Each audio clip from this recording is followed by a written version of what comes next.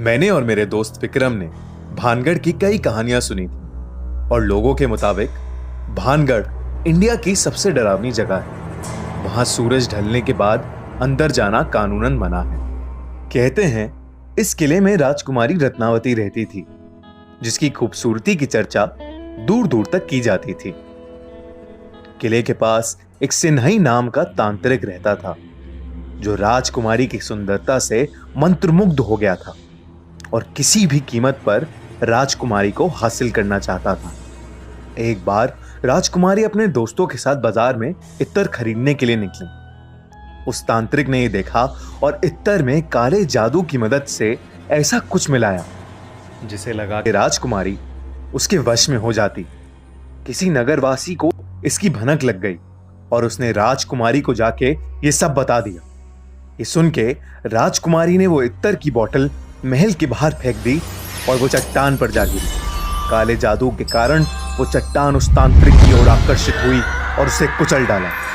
अपनी आखिरी सांसें लेते हुए उसने पूरे भानगढ़ को एक श्राप दिया।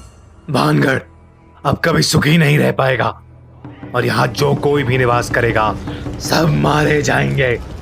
उसके कुछ ही दिनों बाद मुगल योद्धाओं ने भानगढ़ में घुस के उस पर कब्जा कर लिया। उस लड़ाई में 10,000 लोग मारे गए, जिसमें कई औरतें और छोटे बच्चे भी थे। राजकुमारी रत्नावती को उन्हीं के कमरे में घुस के मार दिया गया था।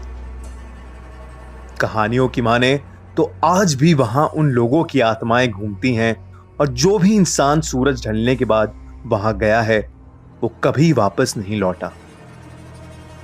हमने सोचा कि हम भानगढ़ जाके पता लगाएं कि क्या सच में वो इतनी भयानक जगह है या ये सब सिर्फ एक कहानी है।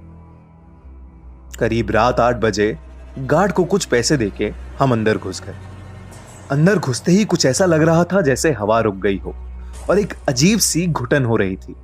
हमने किले के 1-2 चक्कर लगाए, लेकिन हमें कहीं कुछ भूतिया नहीं मिला। मुझे एक जरूरी कॉल करना था और नेटवर्क के चक्कर में मैं किले के एक दूसरी तरफ चला गया। जैसे ही मैंने कॉल मिलाया तभी मुझे किसी लड़की की चीख सुनाई दी और मैं भागा भागा विक्रम के पास लौटा, पर वो वहां था ही नहीं। मैंने उसे काफी आवाज लगाई, विक्रम विक्रम, पर कोई जवाब नहीं आया।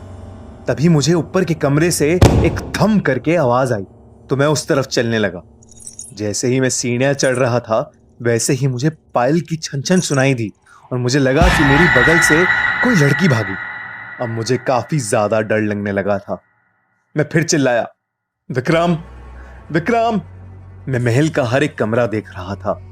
तभी मुझे एक कमरे की खिड़की की तरफ विक्रम खड़ा दिखा और मेरी जान में थोड़ी सी जान आई।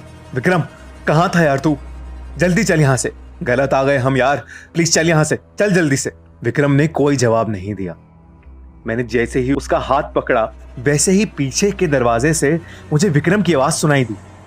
जब मैंने देखा कि विक्रम तो अभी दरवाजे से आया है और मैंने जिसका हाथ पकड़ा है वो कोई और है, तो मेरी बुरी तरह हालत खराब हो गई।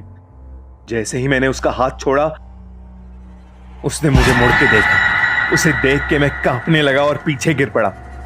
विक्रम ने मुझे उठाया और हम दोनों भागे भागे वहां से निकले। मैंने उसे बताया कि मेरे साथ क्या क्या हुआ और विक्रम ने बोला कि उसे भी महल में किसी लाल साड़ी वाली औरत का भूत दिखा।